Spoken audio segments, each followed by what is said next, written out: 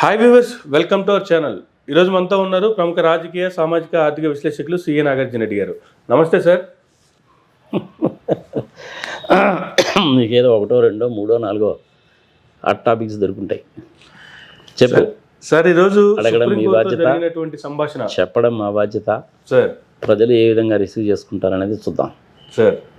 సుప్రీంకోర్టులో ఈరోజు జరిగినటువంటి పరిస్థితులు చూస్తుంటే, గతంలో జగన్మోహన్ రెడ్డి గారి మీద ఉన్నటువంటి కేసులు సత్వర న్యాయం కావాలంటూ, ఆయన బెయిల్ రద్దు చేయాలంటూ, ఎవరెవరైతే కేసులో ఉన్నారో వాళ్ళకి ప్రభుత్వంలో ఉద్యోగాలు కూడా కల్పించబడుతున్నాయి అంటూ, దీని ద్వారా సాక్షులు ప్రభావితం చేసే అవకాశాలు చాలా ఉన్నాయి అంటూ ఆయన రకరకాల కేసులు వేస్తే, దాదాపుగా సిఐడి కోర్టులో 4-5 జడ్జిలు మారారు. ఇది దేనికి నిదర్శనం, ఇది దేనికి సంకేతం, ఇది ఎవరికి తెలియదు అనుకుంటూ ఆయన సుప్రీంకోర్టుకు వెళ్ళడం, సుప్రీంకోర్టులో ఇవాళ అసలు ఈ కేసులకి నీకు ఏంటి సంబంధం అని చెప్పేటువంటి పరిస్థితి సుప్రీంకోర్టు నుంచి వస్తే, ఆ తర్వాత ఆయన ఒక ప్రెస్ మీట్ పెట్టి ఆయన ఇచ్చినటువంటి వివరణ, సుప్రీంకోర్టు ఇవ్వాల్సినటువంటి తీర్పు ప్రజలు 2024 ఎలక్షన్లు ఇచ్చారు, జగన్మోహన్ రెడ్డి ఓడిపోలేదు, నేను గెలిచాను అనేటువంటి, ఆయన గెలవలేదు నేనే గెలిచాను అనేటువంటి ఇది ఆయన ఒక ప్రెస్ మీట్ ద్వారా కూడా ఆయనకు అభిప్రాయాలను వెళ్ళబుచ్చారు. ఏం సార్ అసలు ఈ ప్రెస్ మీట్ యొక్క సారాంశం ఏంది, సుప్రీంకోర్టు చెప్పినేంది?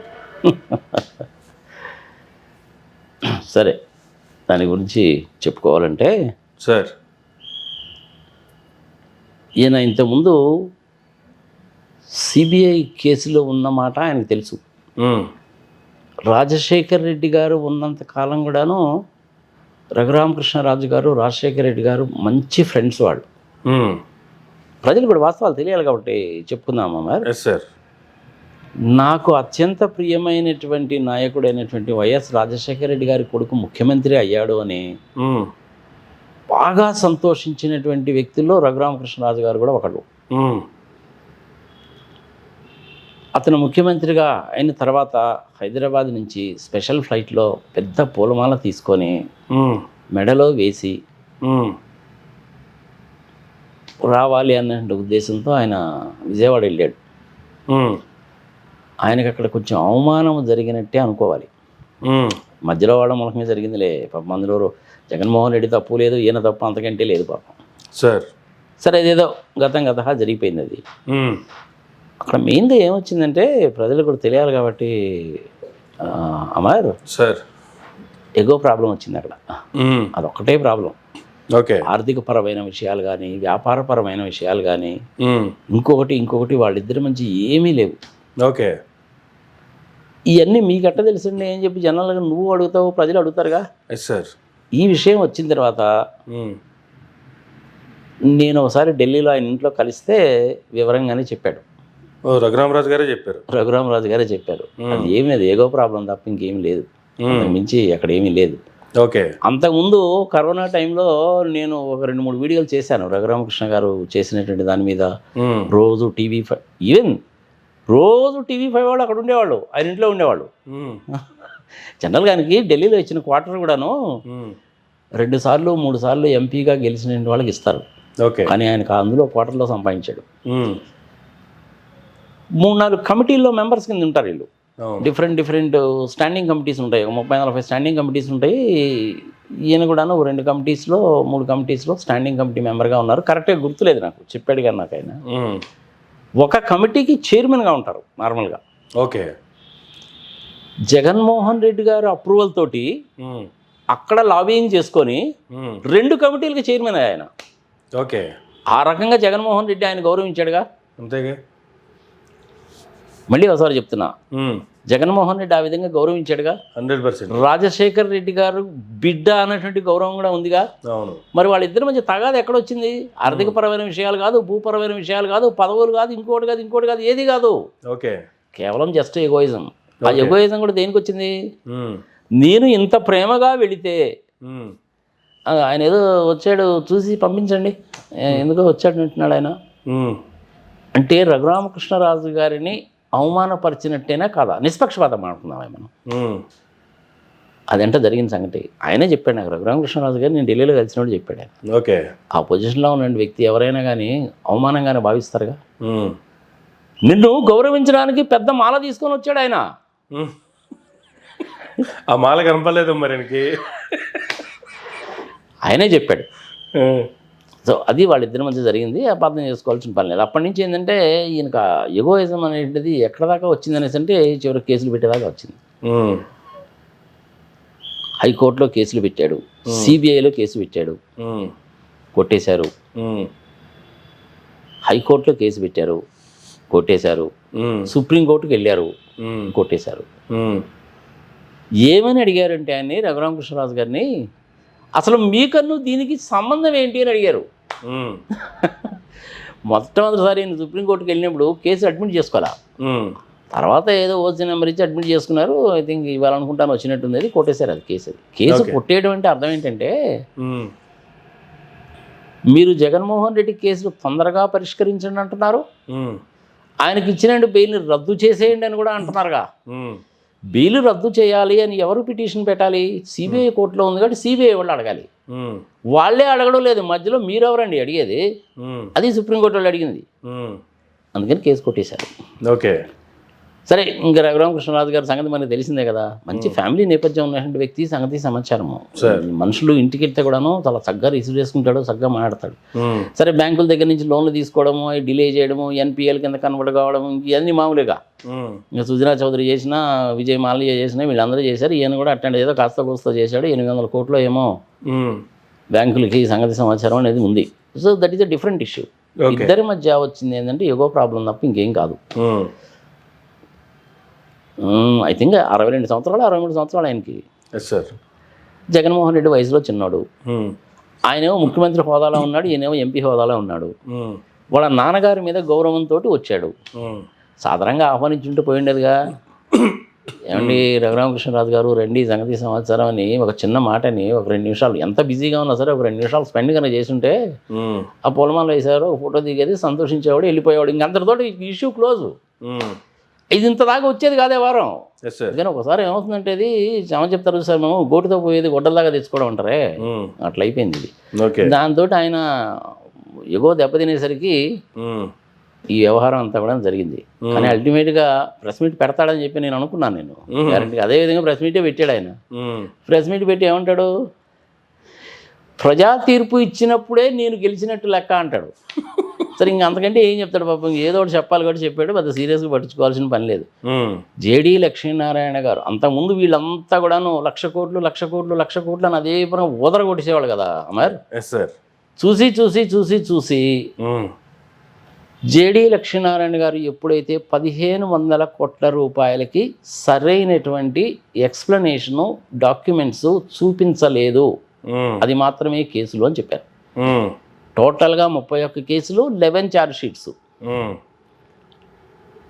ఇంకా 1,00,000 కోట్లు అనేది పోయింది. ఆయన చెప్పిన 1,500 కోట్ల రూపాయలు అన్న తర్వాత ఈ మధ్య నాకు తెలిసిన వ్యవహారం ఏంటంటే ఐ థింక్ ఆల్మోస్ట్ ఒక 1,200 కోట్ల వరకు క్లియర్ అయిపోయిందట. అది డాక్యుమెంటరీ ఎవిడెన్సెస్ కానీ ఎక్స్ప్లెనేషన్స్ కానీ ఇచ్చి క్లియర్ అయిపోయిందట. ఇంకొక 300 కోట్లకు ఏమో ఉంది, దానికి కూడా కనుక ఇచ్చినట్లయితే క్లీన్గా బయటకు వస్తుంది.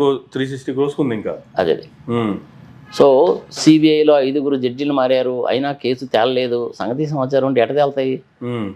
ఆంధ్రప్రదేశ్ విభజనకు సంబంధించినటువంటి కేసు 2014లో పెడితే ఇంతవరకు దిక్కుమొక్కు లేదు. అవును. పోలవరం ప్రాజెక్టు కట్టి పెట్టి రంగులు వేసి ప్రభుత్వానికి హ్యాండ్ ఓవర్ చేయాలి అని ఆంధ్రప్రదేశ్ విభజన చట్టంలో రాస్తే దానికి దిక్కు లేదు. దానికి కూడా ఇప్పుడు ఏదో హైట్ తగ్గించి సంగతి సమాచారం గందరగోళాలు చేస్తున్నారు. దానికి ఎంత పవర్ఫుల్ వర్డ్స్ వాడారో తెలుసా నీకు అందులో? Sir, completing and handing over of Polavaram dam is very much expedient. చాలా పవర్ఫుల్ వర్డ్స్ వాడారు. మరి 10 సంవత్సరాల నుంచి కాలేదుగా. సార్, ఇంకా అట్లాంటప్పుడు ఇంక ఈయన వేసినటువంటి ఈ కేసులకు ఏముంటుంది చెప్పు? అంతేగా.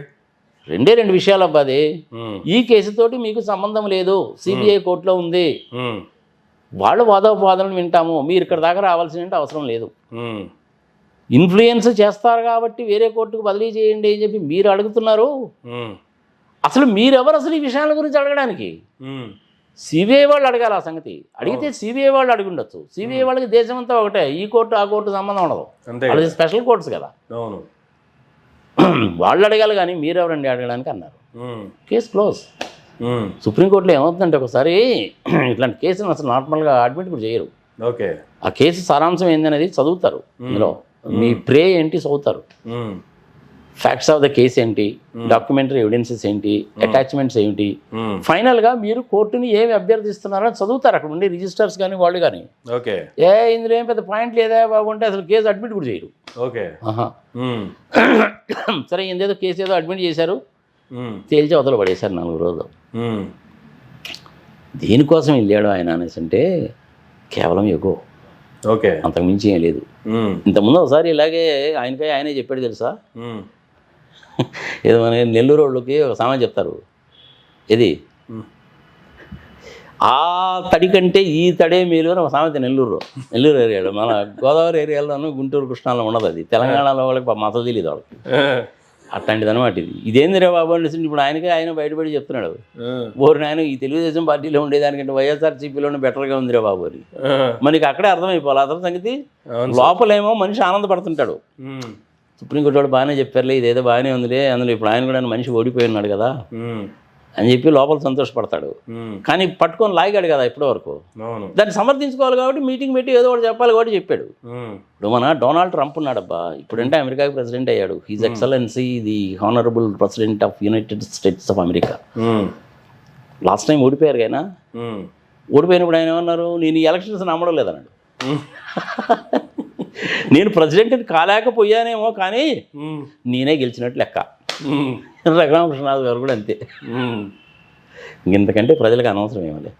వెళ్ళుండకూడదు ఆయన, ఏదో వెళ్ళాడు, ఆ విధంగా జరిగింది.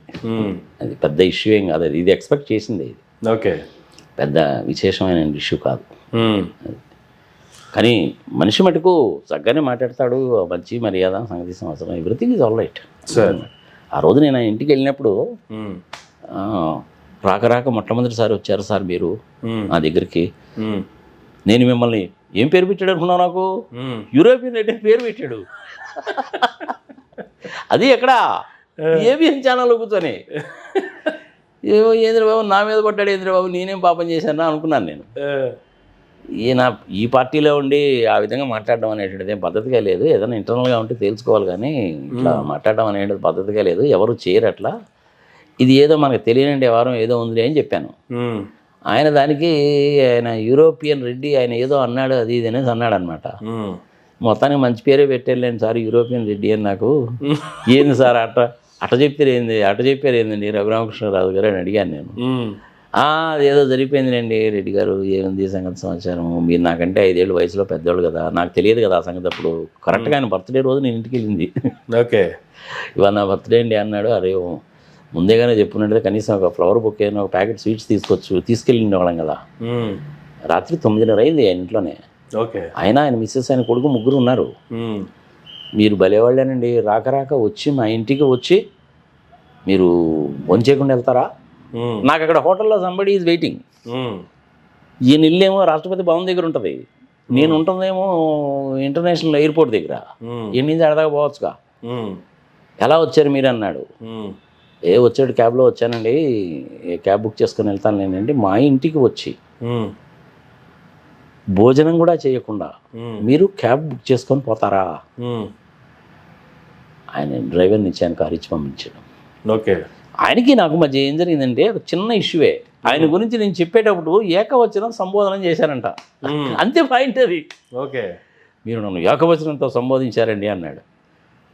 రఘురామకృష్ణరాజు గారు, నేను నిజంగానే ఆ స్పీచ్లో ఆ ఫ్లోలో ఏకవచనంతో కనుక మిమ్మల్ని కనుక సంబోధించి ఉంటే, ఎంపీ స్థాయిలో ఉన్నటువంటి వ్యక్తిని, 2 స్టాండింగ్ కమిటీస్కి చైర్మన్గా ఉన్నటువంటి వ్యక్తిని ఏకవచనంతో సంబోధించి ఉంటే డెఫినెట్గా నన్ను క్షమించండి, నా తప్పే. అదేమిటండి మీరు నాకంటే వయసులో 4-5 ఏళ్ళు పెద్దోళ్ళు కదా, ఇవాళ తెలిసింది కదా నాకు కూడా సంగతి, మర్చిపోతానండి అన్న. అంతే, ఇంకా అప్పటి నుంచి మ్యాటర్ క్లోజ్. అప్పటి నుంచి అప్పుడప్పుడు ఎప్పుడైనా ఫోన్ చేసినాడో చక్కగా పలకరిస్తుంటాడు, బాగానే మాట్లాడతాడు మనిషి. ఆయన జగన్మోహన్ రెడ్డికి ఆయనకి మధ్యలో వచ్చింది జస్ట్ ఎగో ప్రాబ్లం తప్ప ఇంకా వేరేదంటూ ఏది లేదు.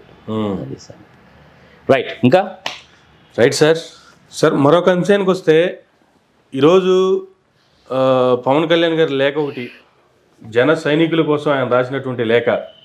రాష్ట్రంలో కూటమి అధికారంలోకి వచ్చింది అంటే 3 పార్టీలు కలిసే ఉన్నాయి కాబట్టి 3 పార్టీల సహకారంతోనే కూటమి ఫామ్ అయింది, ప్రభుత్వంలోకి వచ్చింది. ఏం చేయాలో ఎలా చేయాలో నాకు వదిలేయండి వ్యూహాన్ని, ప్రస్తుతం జరుగుతున్నటువంటి సంభాషణలకు సంబంధించి, ఇష్యూస్కి సంబంధించి ఎవరు ఎక్కడ మాట్లాడకండి, ఎవరి సొంత అభిప్రాయాలు వాళ్ళు చెప్పకండి. నెక్స్ట్ మార్చి 14లో మన ప్లేనరీ ఉంది. మన ప్లేనరీ వేదికగా మనం అందరం కలుసుకున్నప్పుడు మనం అందరం కలిసి కూర్చొని భవిష్యత్తులో ఏ విధంగా పార్టీ ముందుకెళ్ళాలనే దాని మీద మనందరం కలిసి సమాలోచనలు చేద్దాం. అప్పటి వరకు ఎక్కడోళ్ళు అక్కడ సైలెంట్గా అన్నీ జాగ్రత్తగా అని చెప్పి ఆయన ఒక లెటర్ రాశారు. బహిరంగ లేఖ ప్రెస్కి రిలీజ్ చేశారా? ఆ లేఖ అనేటువంటిది పార్టీ లెటర్ హెడ్ మీదనే రాశారా? అవును. డేట్ కూడా వేశారు. కింద సంతకం పెట్టి సీల్ చేశారా? పవన్ కళ్యాణ్ గారిదే ఉంది. ఎందుకు అడుగుతున్నానంటే ఎలక్షన్స్కి ముందు ఆయన మాట్లాడినటువంటి భాష ఏంటో చూసాం. ఎలక్షన్లు అయిపోయి 100% హిట్ రేట్ వచ్చి 21 మంది ఎమ్మెల్యేలతోటి కూటమిలో భాగస్థుడయ్యి తెలుగుదేశం పార్టీని కూడా కలుపుకోవడానికి చేసినటువంటి ప్రయత్న ఫలితం 3 రోజులు పడిగాపులు కాచారుగా ఢిల్లీలో అమిత్ షా అపాయింట్మెంట్ కోసం అని. కుదరలేదు కదా. మరి అంతకుముందు ఏం జరిగింది ప్రజలకు కూడా తెలియాలిగా. 2014లో జగన్మోహన్ రెడ్డిని అడిగినప్పుడు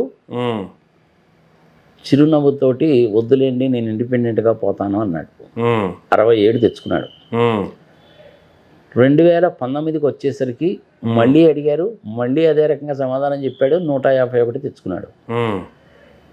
మొన్న మళ్ళీ 2024లో జరిగినప్పుడు కూడా అడిగారు ఆయన్ని. ఈ 2 సార్లు ఉన్నాను కదా సార్, నేను ఒంటరిగానే పోదాం అనుకుంటున్నానులేండి, మీకు అన్ని విషయాల్లో కూడాను సహకరిస్తున్నాను కదా నేను, ఇది చాలు కదండి, నేను ఇండిపెండెంట్గా పోతే ఏంటి, మీతో కలిసి ఉంటే ఏంటి, నేను మీకు ఎటువంటి విషయాల్లో అడ్డురాను, మీరు ఏ కాన్స్టిట్యున్సీలో అభ్యర్థులను నిలబెట్టినా కానీ నాకేం అభ్యంతరం లేదు, మీరు రాష్ట్రంలో ఇండిపెండెంట్గా ఎదగాలి అనేటువంటి కోరిక ఉంది, అది వాస్తవం, మీరు కూడా పోటీ చేయండి, ఒకవేళ మీరు కూడా నాకు 10-15 సీట్లు కనుక వచ్చినా కానీ నాకు బాధ లేదు, నాకు తగ్గినా కూడా బాధ లేదు, ఇద్దరం కలిసే చేద్దాం అన్నటువంటి అభిప్రాయంతో మళ్ళీ అదే విధంగా సమాధానం చెప్పాడు. ఓకే, అదేంటి మోడీ గారు అమిత్ షా గారే కదా డిసైడ్ చేయాల్సింది. మోడీ గారు ఏం చేశాడంటే తెలివిగా ఇట్లాంటి విషయాల్లో నాకు ఎందుకు వచ్చిన బాధ అమిత్ షా నెత్తి మీద పెట్టాడు. లాస్ట్ మూమెంట్లో, అదే లాస్ట్ మినిట్ డెసిషన్ అంటారు సార్, అలా లాస్ట్ మినిట్ డెసిషన్ అనేది అమిత్ షా తీసుకున్నాడు. దానికి ప్రధాన కారణభూతుడు మటుకు, ప్రధాన కారకుడు మటుకు పవన్ కళ్యాణ్. చంద్రబాబు నాయుడు ఇండిపెండెంట్గా కనుక అడిగి ఉంటే కనుక జాయిన్ అయ్యేవాళ్ళు కాదు వాడు. ఓకే, పవన్ కళ్యాణ్ మూలకనే జాయిన్ అయ్యారు. ఇది పురాపరాల్లో ఒక భాగం. సరే, ఎలక్షన్లు అయిపోయిన తర్వాత ఏమైంది, డిప్యూటీ చీఫ్ మినిస్టర్షిప్ ఇచ్చారు, గౌరవప్రదంగానే ఉంది, బాగానే ఉంది.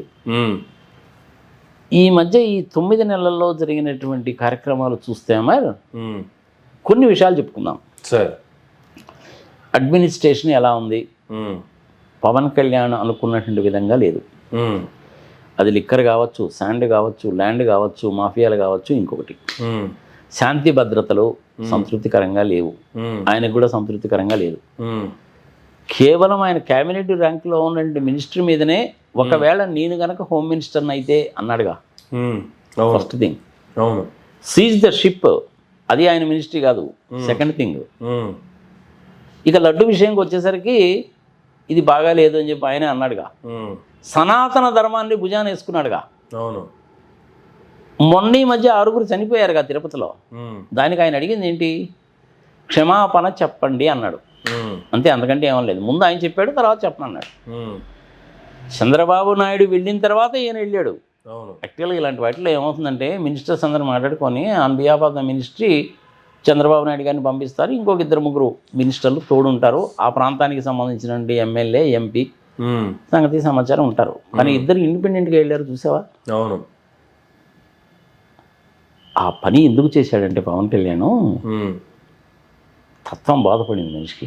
ఓకే, ఎలక్షన్లకు ముందు మనం ఇన్ని మాట్లాడినా కానీ సరిపోద్ది, కానీ ఎలక్షన్లు అయిపోయి అధికారంలోకి వచ్చిన తర్వాత, అసెంబ్లీలో అడుగు పెట్టిన తర్వాత, డిప్యూటీ ముఖ్యమంత్రి హోదాలో ఉన్నప్పుడు ఒళ్ళు దగ్గర పెట్టుకొని మాట్లాడాలరా బాబు, రాజకీయం అంటే ఇలాగే ఉంటుందని తత్వం బోధపడింది. చిరంజీవి గారిని ఒకసారి గుర్తు తెచ్చుకొని ఉంటాడు. అంత చేటు రంకెలేసి కేకలేసి సంగతి సమాచారం చేసి ఆయన ఆ పార్టీ తరఫున నిలబడాడు. 18 మంది ఎమ్మెల్యేలు ఏమి వచ్చారు, 70 లక్షల ఓట్లు వచ్చినాయి కదా చిరంజీవికి. అప్పుడు ఇదే పవన్ కళ్యాణ్ పంచెలు ఓడ తీసి కొట్టండి, బంగాళాఖాతంలో కలిపేయండి, పళ్ళు రాలగొట్టండి అని కూడా మాట్లాడాడుగా. ఆ సీన్ అయిపోయింది. మొన్న కూడా ఎలక్షన్ల ముందు అంతే మాట్లాడాడుగా. మరి ఇప్పుడు పరిస్థితి ఏంది? ఇంచుమించుగా 3-4 సంవత్సరాల పాటు ఆ రకంగా మాట్లాడినటువంటి వ్యక్తి ఇప్పుడు అధికారంలోకి వచ్చిన తర్వాత ఎంత మార్పు వచ్చిందో చూసావా? మరి ప్రజలు కూడా చాలా తెలియగలరు, గమనిస్తారు. తత్వము బోధపడింది, రాజకీయం అంటే ఏందో బాగా తెలిసింది. వాళ్ళ అన్న చిరంజీవి గారు ఏం చేశారు? అల్టిమేట్గా తీసుకెళ్ళి కాంగ్రెస్లో కలిపారుగా. అవును.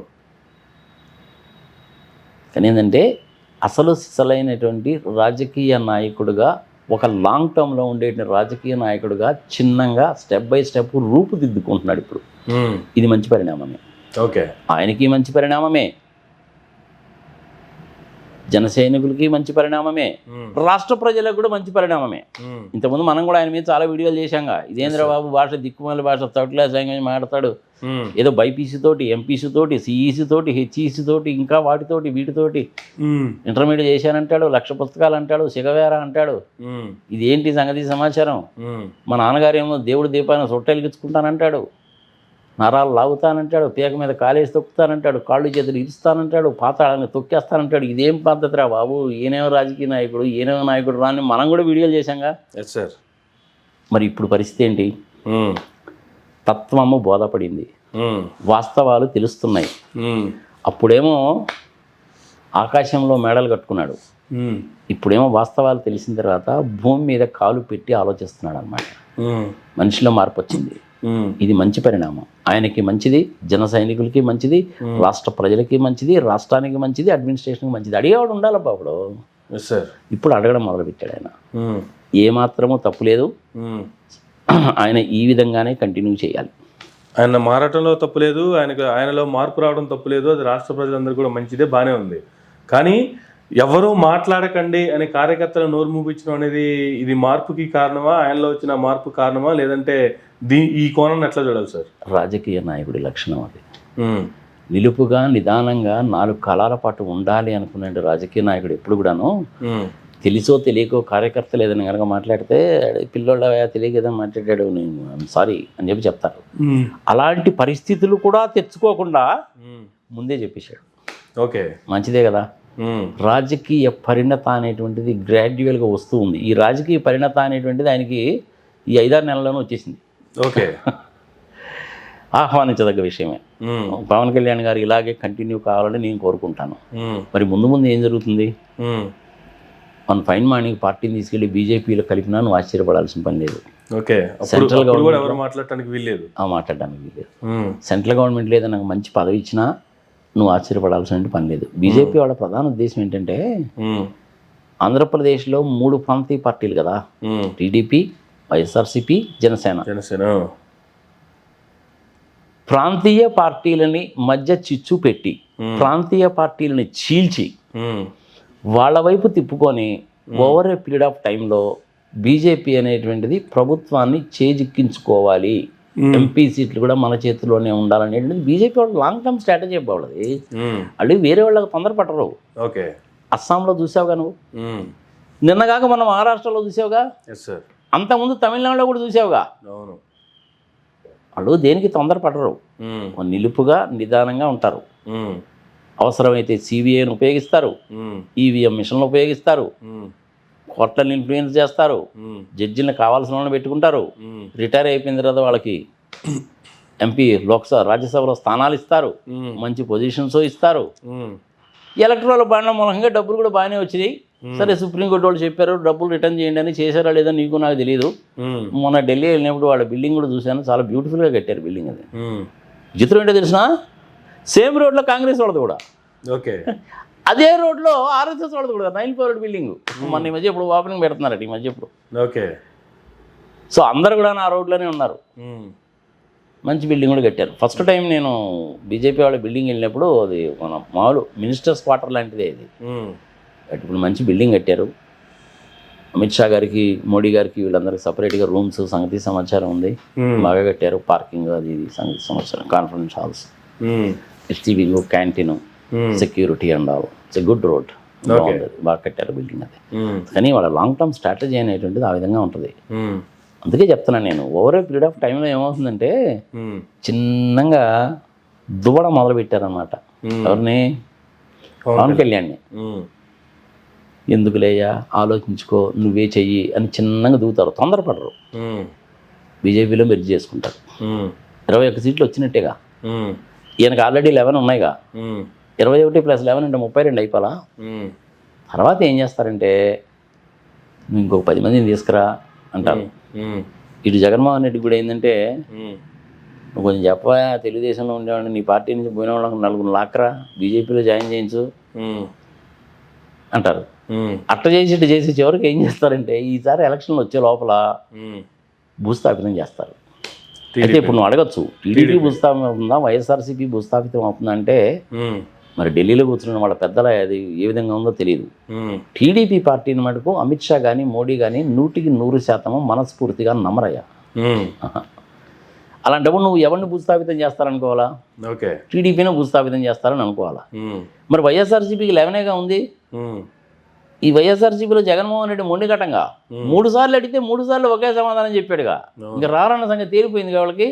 కానీ సపోర్ట్ చేస్తున్నాడు కాబట్టి మనం అతను తోలిపోవద్దు. అతనికి 11 వచ్చినాయింది, 33 వస్తేయింది, 151 వస్తేయింది. మనకు పార్లమెంట్లో కావాలి. పార్లమెంట్లో, రాజ్యసభలో ఇంతకుముందు మెంబర్స్ ఉన్నారు, లోక్సభలో మెంబర్స్ ఉన్నారు. అన్ని బిల్స్కి సపోర్ట్ చేశాడు. మనం చేసిన దానికి వ్యతిరేకం అంటూ ఏమి లేదు. పోనీ బ్రహ్మాండంగా ఏమన్నా అడుగుతున్నాడా? అది కూడా లేదు. ప్రత్యేక హోదా ఇవ్వండి అని చెప్పి ఏమైనా గట్టిగా అడిగాడా? అది కూడా లేదు. ఇచ్చింది ఏదో తీసుకుంటున్నాడు. సరే, మనం కూడా బాగానే పోతున్నాము. ఎందుకు అతనితో రిలేషన్ పాడు చేసుకోవడం ఎందుకు? వాళ్ళకి మెయిన్ అపోనెంట్ టీడీపీయే కనపడుతుంది. టీడీపీ ఎనియో బీజేపీలో అయితే మెర్జ్ చేయరుగా, అది వాళ్ళకి తెలుసుగా. మరి అట్లాంటప్పుడు భూస్థాపితం ఎవరిని చేయాలి? వాళ్ళు టీడీపీనే భూస్థాపితం చేయడానికి ప్రయత్నిస్తారు. దానికేంటి, అటు పక్కేమో మన పవన్ కళ్యాణ్ గారిని గ్రాడ్యువల్గా దూతారు, ఇటు పక్క జగన్మోహన్ రెడ్డిని అప్పుడప్పుడు నవ్వుతూ పలకరిస్తుంటారు. ఈయన నవ్వుతూ మాట్లాడుతూ ఉంటాడు. ఈయన వాళ్ళ పార్టీలో మెర్జ్ కాడు అన్న సంగతి వాళ్ళకి క్లియర్గా తెలుసు. మరి అల్టిమేట్గా ఇంక మిగిలిన వాళ్ళు మెర్జ్ అయ్యేది ఎవరు? పవన్ కళ్యాణ్ ఒక్కడేగా. అంతే కదా. ఇదే జరగబోద్ది ఆంధ్రప్రదేశ్లో. ఇట్లాంటి వాటన్నిటిని దృష్టిలో పెట్టుకునే చిన్నగా పావులు కదుగుతున్నాడు అనమాట. మాటల్లో చాలా తేడా వచ్చింది, పద్ధతిలో చాలా తేడా వచ్చింది, లాంగ్వేజ్లో చాలా మార్పు వచ్చింది, నిలుపు నిదానం వచ్చింది, ఆవేశం లేదు, చక్కగా ఆలోచిస్తున్నాడు. కార్యకర్తలందరినీ మీరేమి అనుకోవద్దు, మీరేమి చేయొద్దు, మొత్తం నేనే చెప్పుకుంటాను, సమాధానం చెప్పుకుంటాను, ఊరుకోండి అని పబ్లిక్గా లెటర్ రాసినట్టే లెక్క.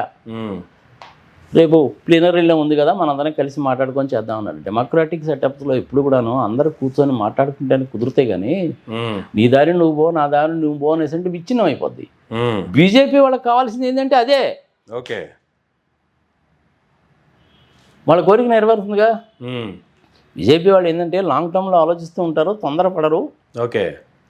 ఎలాగైనా సరే అధికారంలోకి రావాలంటే ఎంత దూరమైనా వెళ్తారు, ఎన్ని రోజులైనా వెయిట్ చేస్తారు.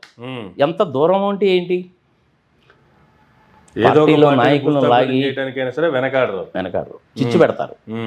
చిచ్చు పెట్టి పదవి ప్రలోభాలు చేయొచ్చు, డబ్బు ప్రలోభాలు చేయొచ్చు, ఇంకొకటి చేయొచ్చు, మంత్రివర్గంలో స్థానం అనొచ్చు, నీ మీద ఉన్న కేసులు మొత్తం ఎత్తేస్తామా, నేను రక్షిస్తామని కూడా అంటారు. ఏదైనా చేస్తారు. అప్పటికీ లొంగలేదనుకో ఇంకా ఉండనే ఉంది కదా, ఇన్కమ్ ట్యాక్స్, సిబిఐ, ఈడీ ఎక్కడో ఒక చోట వరుస పెట్టి వస్తూ ఉంటాయి. అదంతా కూడా ఒకటేసారి చేయరు, అప్పుడొకటి చేస్తుంటారు అనమాట. ఎప్పుడు ఏమి చేస్తారు అనేటువంటిది మోడీ గారికి పెద్దగా సంబంధం ఉండదు. డిసైడ్ చేసేదంతా కూడా ఇద్దరే వ్యక్తులు. ఆర్ఎస్ఎస్ వాళ్ళ సలహా తీసుకుంటారు, అమిత్ షా గారు డిసైడ్ చేస్తారు. మోడీ గారు ఏంటంటే మంచి క్రౌడ్ పుల్లర్ కాబట్టి నీకెందుకు నువ్వు మాట్లాడవా అని చెప్తారు, ఆయన మాట్లాడుతుంటాడు. వెనక నుంచి స్ట్రాటజీ చేసేదంతా అమిత్ షానే. ఇంతవరకు బాగానే ఉంది. బీజేపీ వాళ్ళు పవన్ కళ్యాణ్ దువ్వడం బాగానే ఉంది. పవన్ కళ్యాణ్ బీజేపీ వాళ్ళ స్ట్రాటజీ ప్రకారం కార్యకర్తలను సైలెంట్ పెట్టడం, మీరు సైలెంట్గా ఉండడం బాగానే ఉంది. పోనీ ఇక్కడ సైలెంట్గా ఉన్నా రేపు పొద్దున బీజేపీలో గెలిచినా, ఆయనకి కేంద్రంలో పదవి వచ్చినా, ఎక్కడ సైలెంట్గా ఉన్నా ఆయన పదవి, ఆయన పార్టీ, ఆయన ఎదుగుతున్నాడు, ముందుకు పోతున్నాడు, బాగానే ఉంది. కానీ ఆయన ఎదుగుదల కోసం, ఆయన పార్టీ కోసం జెండాలు మోసినటువంటి కార్యకర్తలు, ఆయన ఎదుగుదల కోసం కష్టపడ్డటువంటి కార్యకర్తల పరిస్థితి వాళ్ళు ఎప్పుడూ ఇంకా అలా సైలెంట్గా ప్రతిసారి మీరు సైలెంట్గా ఉండండి, వ్యూహం నాకు వదిలేయండి, ఇంక ఇదే వ్యూహం పోతూ ఉంటుందా? ఎలక్షన్స్ బిఫోర్ కూడా ఆయన కొన్ని కామెంట్లు అవే చేశారు. వ్యూహం నాకు వదిలేయండి, నేను ఎందుకు అక్కడికి వెళ్ళి రాజమండ్రి జైలు దగ్గర నేను టీడీపీతో కలిసి పొత్తులో పోతున్నాను ఎందుకు చెప్పానో నాకు తెలుసు, మీరందరూ సైలెంట్గా ఉండండి, వ్యూహం నాకు వదిలేయండి నేను చూసుకుంటా అన్నారు. అధికారంలోకి వచ్చారు. ఇవాళ కూడా మీరు సైలెంట్గా ఉండండి, వ్యూహం నాకు వదిలేయండి అంటున్నారు. సో రేపు పొద్దున జనసేన కూడా తీసుకెళ్ళి బీజేపీలో మెర్జ్ చేస్తారు. మీరు సైలెంట్గా ఉండండి, నాకు వ్యూహం ఉంది అంటారు. ఇంకా కార్యకర్తల పరిస్థితి ఇంతేనా? ఇంకా వాళ్ళకేం సంబంధం లేదా? ఇంకా అధికారంతోనూ లేకపోతే పదవులతోనూ వాళ్ళకేం సంబంధం లేదా? ఆయనకి పదవి వస్తే కార్యకర్తలకు వచ్చినట్టేగా. ఏది మరి అక్కడ కనపడాలి కదా. అది నీకు ఒక్క రోజు, ఒక నెలలో, ఒక సంవత్సరంలో కనపడదు, లాంగ్ టర్మ్లో కనపడదు. కానీ అప్పటి వరకు కార్యకర్తలు వెయిట్ చేస్తారా? లాంగ్ టర్మ్ అంత వరకు వెయిట్ చేసేంత ఓపిక వాళ్ళకు ఉందా? పోనీ ఇవాళ రేపు వాళ్ళకి వివరంగా చెప్పాల్సిన పరిస్థితి పవన్ కళ్యాణ్ గారికి లేదంటారా? ఉంటుంది. వస్తున్నాడు. ఇప్పుడే తత్వం బాధపడింది కదా ఆయనకి. వాస్తవాలు ఏంటో తెలుస్తున్నాయి. ఇప్పుడు భూమి మీద నడుస్తున్నాడు ఆయన. ఓకే. అంతకుముందు గాలిలో ఉండేవాడు, ఇప్పుడు గాలిలో కరాటే చేసేవాడు, ఇప్పుడు భూమి మీద నడుస్తున్నాడు కదా. ఓకే. తత్వం బోధపడింది కదా.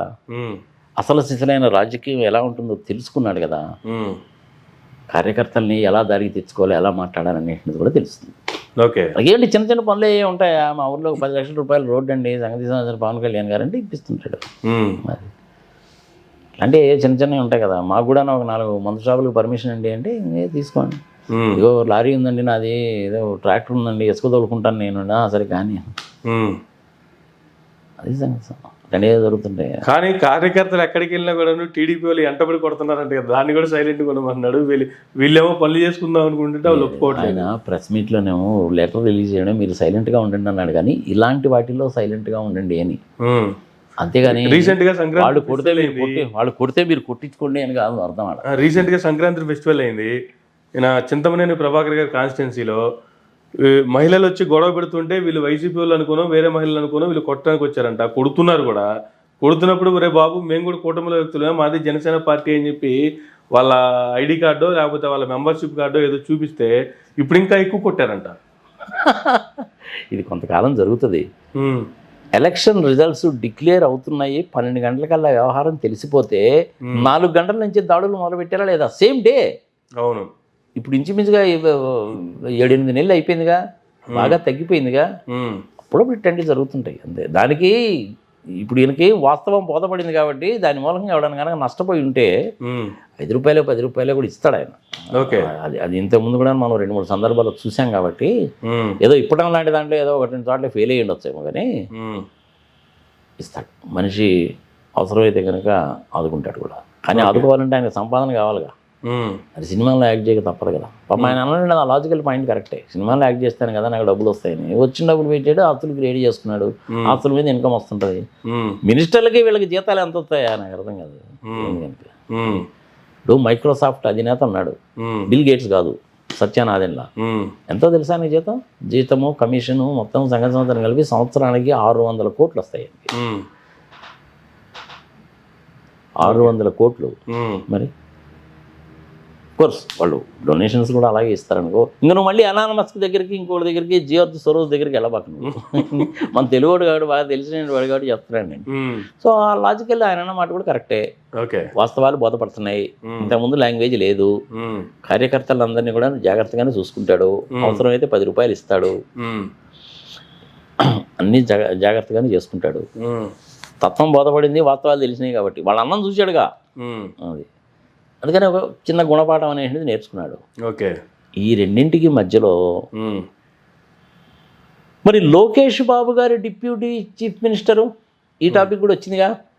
ఐ థింక్ దానికి ఒప్పుకున్నట్టున్నాడు కదా, నాకేం అభ్యంతరం లేదని చెప్పినట్టున్నాడు కదా. సీఎం అయినా కూడా అభ్యంతరం ఉందన్నాడు కదా.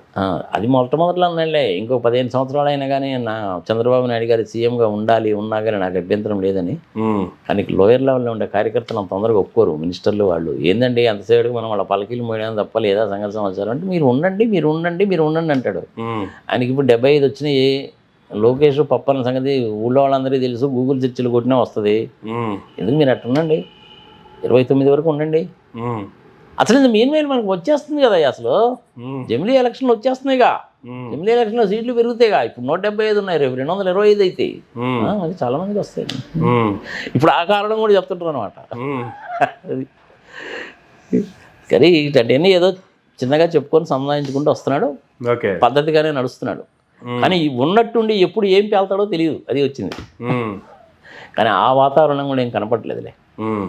మొన్న మన TV5 నాయుడు గారు చేసిన కామెంట్కి కూడాను పెద్ద సీరియస్గా రియాక్ట్ కాలేదు చూసావు. ఆయన ఈ చెవితో వదిలేశాడు. అతను అన్నమాట తప్పు కదా అది. Yes sir. ఎవడికి పడితే వాడికి మేము సమాధానం చెప్పుకోవాలని తప్పు కదా. అంతేగా. అన్నది ఎవరు? డిప్యూటీ ముఖ్యమంత్రి, మీ కూటంలో ఉన్నటువంటి వ్యక్తి కదా. అవును. అలాంటి కామెంట్ చేయడం అనేది న్యాయము కాదు, ధర్మం కాదు, జరిగింది జరగకూడనటువంటి పని. మీ దిక్కుమాల రాజకీయాల కోసం 6 చంపేసిరిగా. ఇప్పుడు ఇక్కడేమో 6 చనిపోయారు, అంతమంది జనాలు ఉంటేనే. మరి అక్కడ కుంభమేళాలో ఇన్ని రోజుల నుంచి జరుగుతుంది, ఒక ఇన్సిడెంట్ లేదే. అవును. ఆ మాత్రం చేయలేరా వీళ్ళు? అవును. 45 కోట్ల మంది ఎక్స్పెక్టెడ్, 145 కోట్ల భారతీయుల్లో 45 కోట్ల మంది ఎక్స్పెక్టెడ్. సెక్టార్స్ క్రియేట్ చేశారు, ఇంకా ఎక్కువ వస్తున్నాయని మళ్ళీ ఇంకొక 20 సెక్టార్స్ కూడా ఎక్స్ట్రాగా కూడా క్రియేట్ చేశారు. ఒక్క ఇన్సిడెంట్ ఇంతవరకు బ్యాడ్ ఇన్సిడెంట్ ఎక్కడ జరగలా. టెంపరీ బ్రిడ్జెస్ కట్టారు, శాంతి భద్రతలు, ఎలక్ట్రిసిటీ, వాటరు, ట్రాన్స్పోర్టేషను, టెలికమ్యూనికేషన్స్ మొత్తం ప్రొవైడ్ చేశారుగా. మరి వీళ్ళకి కొంచెం బుద్ధి జ్ఞానం ఉండదా? ఆ మాత్రం చేసుకోవద్దు, ఆ మాత్రం క్రౌండ్ చేయలేరా? మరి వాళ్ళు ఎట్ట చేస్తున్నారు? యోగి ఎట్ట చేస్తున్నాడు? అది రియల్ అప్రిషియబుల్ థింగ్. యోగిని ఆర్డినరీ మనిషి కింద లెక్క కట్టబాక. ఏదో ఆయన కాషాయం వేసుకున్నాడు కదా, ఆయన కాషాయం అనుకునేవు. Is an electrical engineering graduate. Electrical engineering తెలిసిన చదివింది ఎక్కడో తెలుసా? బెంగళూరులో చదివినట్టు. ఓకే. ఉత్తరప్రదేశ్లో అఖిలేష్ యాదవ్ కూడా బెంగళూరులోనే చదివింది. కానీ ఈజ్ అన్ ఇంటెలిజెంట్ గాయ్, బాగానే చేస్తున్నాడు ఆయన. But really good. నేను కూడా వెళ్తున్నాను 11వ తారీఖు వెళ్ళి నింజట అయోధ్య రాముడి వారి దగ్గరికి వెళ్ళి ఆశీర్వాదం తీసుకొని, సార్ ఆ టెంపుల్ కూడా చూసుకొని వస్తే 1 shot for 2 birds అన్నట్టు వస్తున్నాను. నేను కూడా పోతున్నాను, నేను కూడా చూడాలనే పోతున్నాను. నేను కేవలం అసలు ఎలా ఉంటుందో. ఇంతకుముందు నేను కాశీ 2-3 సార్లు చూశాను. నాకు బాగా తెలిసిన ఆయన నందిపెట్ల శ్రీహరి శర్మ గారని, ఆయన ఆధ్వర్యంలో ఆయన హెల్ప్ తోటి పోతున్నాను. ఆయనకి అక్కడ 12th సెక్టార్లో ఆయనకు ఒక ఆశ్రమము, టెంటు, సంగతి సంవత్సరాన్ని ఉన్నాయి. నేను ఇట్లా వద్దాం అనుకుంటున్నానండి. ఏంటి రండి అన్నారు. It's okay, I will be going along with my childhood friend. వాటితోటి కలిసి వెళ్తున్నాను. Everything has been booked. బాగుంటుంది. Right sir. సో అట్లా వాస్తవము బోధపడుతూ ఉంది. మాట్లాడడం బాగా నేర్చుకున్నాడు, ఇంకా బాగా కూడా మాట్లాడగలడు ఫ్రీగా వదిలేస్తే. కానీ చంద్రబాబు నాయుడును వీళ్ళు ఎలాంటి వాళ్ళు అంటే మధ్యలో ఉన్నట్టుండి ఏదో పొల పెడతారు. అగ్గిపూలు వేయడమంటారు చూసారు, అలాంటి అగ్గిపూలు వేస్తాడు. అగ్గిపూలు వేసినప్పుడు ఏంటంటే ఆయన కోపము ఆవేశం తెచ్చుకోకుండా కనుక ఉంటే వాళ్ళే నోరు మూసుకుంటారు. లేదంటే పుల్లలు వేస్తూనే ఉంటారు. వీలైనంత వరకు పవన్ కళ్యాణ్ని అవమానించాలి, రెచ్చగొట్టాలి అనేది చూస్తారు. క్షమాపణ చెప్పిన అంశానికి సంబంధించి కూడా ఆయన పార్టీ స్టాండ్, అది మా ప్రభుత్వానికి సంబంధం లేదనేటువంటి కామెంట్ కూడా లోకేష్ గారు చేశారు కదా. అయినా కూడా ఆయన కాస్త సమయం పాటించాలే ఉన్నారు కదా. అదే చెప్తున్నాను కదా నేను, వాస్తవం బోధపడిందయ్యా బాబు. ఇప్పుడు ఆయన నడుస్తున్నాడు. ఇంతకుముందు ఆకాశంలో కరాటే చేసేవాడు ఆయన నడుస్తున్నాడు అని చెప్పి చాలా మార్పు వచ్చింది ఆ మనిషిలో. ఆహ్వానించదగ్గ విషయం అది. లాంగ్ టర్మ్లో ఉంటాడు. ఇదే నేచర్ కనుక కంటిన్యూ కనుక అయిందంటే మటుకు పాలిటిక్స్లో లాంగ్ టర్మ్లో ఉంటాడు. ఏదో ఇలా వచ్చి అలా వెళ్ళిపోయేసిన వ్యక్తి కాదు. I wish all the best Pawan Kalyan, no doubt. Let him keep it up. Sir, ఎలక్షన్స్కి ముందు ఆయన మాట్లాడినటువంటి లాంగ్వేజ్కి మనం కూడా వీడియోలు చేసి విమర్శించిన వాళ్ళమే కదా. He is unfit to politics. ఏంది అసలు ఆ లాంగ్వేజ్ ఏంది, ఆ భాష ఏంది, ఆ మాట్లాడడం ఏంది అని అన్న వాళ్ళం. మరి 6 నెలల్లో వచ్చిన మార్పును చూసినప్పుడు ఏది మంచి ఏది చెడు అనేటువంటిది ప్రజలకు నిష్పక్షపాతంగా చెప్పాలిగా మనం. అందుకనే నేను ఇప్పుడు చెప్తున్నాను, mister Pawan Kalyan, you are moving in the right direction. Go head, don't deviate. ఎవరు ఏ రకంగా నిన్ను ఇన్సల్ట్ చేసినా, అవమానకరంగా మాట్లాడినా పట్టించుకోకు, వెళ్ళిపో, ముందుకు వెళ్ళిపో. You have a good future. పాలిటిక్స్లో నువ్వు స్థిమితంగానే ఉంటావు. పద్ధతి మార్చుకోవాక ఇలాగే కంటిన్యూ అయిపో, మంచి భవిష్యత్తు ఉంటుంది. నీ పార్టీని తీసుకెళ్ళి బీజేపీలో జాయిన్ చేసినా కానీ ఏమీ తప్పులేదు. కార్యకర్తలు కూడా ఎవరు ఏమన్నారు. All the best Pawan Kalyan. Yes sir. మరి పవన్ కళ్యాణ్ అంటే బాగుండదు, కానీ మళ్ళీ పవన్ కళ్యాణ్ నాకు రఘురామకృష్ణరాజు గారు గుర్తుకొస్తారు. ఏకపోతే నేను సంబోధించారండి. నమస్తే అండి. రాష్ట్రానికి డిప్యూటీ ముఖ్యమంత్రి హోదాలో ఉన్న పవన్ కళ్యాణ్ గారు, మీ పద్ధతిలో చాలా మార్పు వచ్చింది, చాలా మారారు. మీరు ఇలాగే 10 కాలాల పాటు కంటిన్యూ చేయాలని కోరుకుంటున్నాను. All the best. Right sir. అయితే సార్, నెక్స్ట్ టైం మరొక అంశానికి సంబంధించి చూసుకుంటే దావోస్ పర్యటన అనంతరం దావోస్కు వెళ్ళొచ్చినటువంటి నేతలు చంద్రబాబు నాయుడు గారు కావచ్చు, లేదంటే లోకేష్ గారు కావచ్చు, వాళ్ళు చేస్తున్నటువంటి కామెంట్లు, దావోస్ పర్యటన అనేది ఒక మిథ్య, దావోస్ వెళ్ళినంత మాత్రాన పెట్టుబడులు రావాలనే ఉంది, దావోస్లో అసలు దావోస్కి వెళ్తే పెట్టుబడులు వస్తాయని చెప్పి ఎవరు చెప్పారు, రకరకాల కామెంట్లు చేస్తున్నటువంటి నేపథ్యంలో అసలు దావోస్ ఇలాంటి కామెంట్లు చేస్తున్నప్పుడు ఎందుకు వెళ్ళినట్టు మరి దావోస్కి? దాని వెనక కారణాలు ఏంది, ఏం చెప్తారు? ఏముంది చెప్పేది, నువ్వే చెప్పేశావు. చంద్రబాబు నాయుడు కూడా కుండ బద్దలు కొట్టినట్టు చెప్పాడు. దావోస్ మీటింగ్లో కనుక వెళ్తే పెట్టుబడులు వస్తాయని ఎవరు చెప్పారు? అది అందరం కూడా కలిసి కూర్చొని మాట్లాడుకోవడానికి, కాస్త ఎంటర్టైన్మెంట్ చేసుకోవడానికి. ఆ ఎంటర్టైన్మెంట్ అయిన తర్వాత చెప్తాను నేను. దానికోసమే కానీ దీని మూలంగా పెట్టుబడులు వస్తాయని చెప్పి ఎవరు చెప్పారు మీకు అని అనక ఏమంటాడు చెప్పాయన? చిమించుగా ఒక 70-80-100 కోట్ల రూపాయలు దాకా ఖర్చు పెట్టి మంది మార్బరాన్ని అంతా ఎంటేసుకొని పోయి అంత హడావుడి చేసి హైటెక్ సిటీ నేనే కట్టాను, చూసారా ఏం జరిగిందో, లాస్ట్ టైం వైజాగ్లో MOUలు పెట్టాను, చూసారా ఏమొచ్చిందో, ఆ రాష్ట్రానికి పరిశ్రమలు బిలబిలా వచ్చేస్తున్నాయి, క్యూలో నిలబడ్డారు నా కోసం అని అంత చేటు చెప్పిన మనిషి దావోస్ వెళ్ళొచ్చిన తర్వాత రిక్త హస్తాలతోటి తిరిగి వచ్చిన తర్వాత మరి ఇంకా ఆ రకంగా మాట్లాడితే ఏం మాట్లాడతారు చెప్పు సార్? అసలు ఈ దావోస్ అనేటువంటిది స్విట్జర్లాండ్లో ఉండేటువంటి ఒక చిన్న పల్లెటూరు కదనుకో. ఓ 12,000-13,000 మంది పాపులేషన్ ఉంటుంది. ఆల్స్ పర్వతాలు, చల్లగా ఉంటుంది, ఓకే, వింటర్ సీజన్ అది. ఇంక సరే, ఇంక మన తెలుగు టీవీ ఛానల్స్ వాళ్ళు ఏం చెప్తారు ఏమిటి సంఘ సంవత్సరం మనకు తెలిసింది కదా. తండ్రి కొడుకులు ఇద్దరే వెళ్ళారు. పోయామంటే పోయాము, వచ్చామంటే వచ్చాము. అదేదో మనకి తెలుగులో ఒక సామాన్ చెప్తారు చూసావు, ఏదో వెంకట అద్దంకి పోయాడు, పోను పోయాడు, వచ్చాడు సింగడు అద్దంకి పోను పోయాడు, వచ్చాడు అన్నట్టుగా. అట్లాంటి వ్యవహారం కానీ అంతకంటే ఏం లేదు. ఇప్పుడు మహారాష్ట్ర వాళ్ళు వచ్చారు, 15,70,000 కోట్లు ఇన్వెస్ట్మెంట్స్ MOUs కుదుర్చుకున్నారు. అందులో ఒక 4 లక్షల కోట్లు 5 లక్షల కోట్లు అవుతాయి. తెలంగాణలో రేవంత్ రెడ్డి కూడా వెళ్ళాడు, 42,000 కోట్ల రూపాయల ప్రాజెక్టు కన్ఫామ్డ్. సన్ పెట్రోకెమికల్స్ అని వాళ్ళు కన్ఫామ్ చేశారు, వాళ్ళు పెడతారు కూడా. అట్లనే ఇంకొన్ని అన్నీ కలిపి 1,70,000 కోట్ల రూపాయలు. తమిళనాడు వాళ్ళు వచ్చారు, కేరళ వాళ్ళు ఫస్ట్ టైం వచ్చారు, UP వాళ్ళు కూడా వచ్చారు. మొత్తం ఐ థింక్ 6 రాష్ట్రాలే పార్టిసిపేట్ చేసింది. గవర్నమెంట్ ఆఫ్ ఇండియా వాళ్ళు పెవిలియన్ పెట్టారు. ఆ పెవిలియన్లో వీళ్ళందరూ ఒక చిన్న తలా ఒక షాపు. సరే, ఇక మన వాళ్ళ ఎలివేషన్లు ఎట్లుంటాయి మనకు తెలుసు కదా. ట్రాఫిక్ జామ్ అయిపోయిందట, పచ్చి అబద్ధము. ట్రాఫిక్ జామ్లు కానే కావు, చలిగాలి వీస్తుంది, మంచు పడుతుంది, ఇది అందరికీ తెలిసిందే. అద్దాలు పగిలిపోయినాయి. అద్దాలు పగిలిపోయినాయి. ఈ అద్దాలు పగిలిపోయిన దగ్గరికి వస్తే గురుగారు, గతంలో 2014 నుంచి 19 వరకు అధికారంలో ఉన్నప్పుడు దావోస్కి వెళ్ళినప్పుడు వాళ్ళ ఛానల్లోనే కూర్చొని బండ్ల గణేష్ గారు ఈ స్టోరీ చెప్పారు, యాస్టీ స్టోరీ. అదే స్టోరీని ఇప్పుడు అదే ఛానల్కి చెందినటువంటి వ్యక్తి సేమ్ యాస్టీస్గా ఇప్పుడు 2025లో దావోస్ పర్యటనకి సంబంధించి సేమ్ యాస్టీస్ చెప్పుకొచ్చారు. రేపు సోషల్ మీడియా వచ్చిన తర్వాత ఏమైందంటే నిమిషానికి కొత్త విషయాలు బయటకు వస్తాయి. 30 సంవత్సరాల కింద జరిగింది ఏదో కూడా బయటకు వస్తుంది. సార్, వీళ్ళందరూ ఏమనుకుంటారంటే ఒక్కోసారి ఇది ఎప్పుడో 10 ఏళ్ల కింద జరిగిపోయింది కదా బాయ్, ఒడిపడుచుకుంటాడులే, ఏదో ఒక 4 ఫోటోలు పెట్టి ఏదో మసిలిసి మారేడుకాయ చేద్దామని అనుకుంటారు. ప్రజల్ని పిచ్చోళ్ళు అనుకుంటున్నారు. ఎప్పుడైతే వాళ్ళకి అత్యధికంగా మెజారిటీ వచ్చి జగన్మోహన్ రెడ్డికి 11 వచ్చినాయో, ప్రజల్ని భలే మాయ చేసామయ్యా మనం, 6 ప్యాక్ భలే మాయ చేసాం, జనాలు నమ్మేశారు, ఓట్లు వేసారు అనుకుంటున్నారు. కానీ అక్కడ జరిగింది ఏంటంటే ఈవీఎంల మూలంగా వచ్చిందన్న సంగతి వాస్తవం చంద్రబాబు నాయుడికి, అమిత్ షా గారికి, మోడీ గారికి వీళ్ళందరూ తెలుసు. కానీ ఎవరు ఏమీ మాట్లాడరు. ఇప్పుడు ఈవీఎంలు మేనేజ్ చేసాడు, నేను మేనేజ్ చేశానని చెప్పుకుంటాడు కదా. దానికి ఏమంటారు, మరి లాస్ట్ టైం జగన్మోహన్ రెడ్డి 150 వచ్చి మేనేజ్ చేశాడండి అంటారు.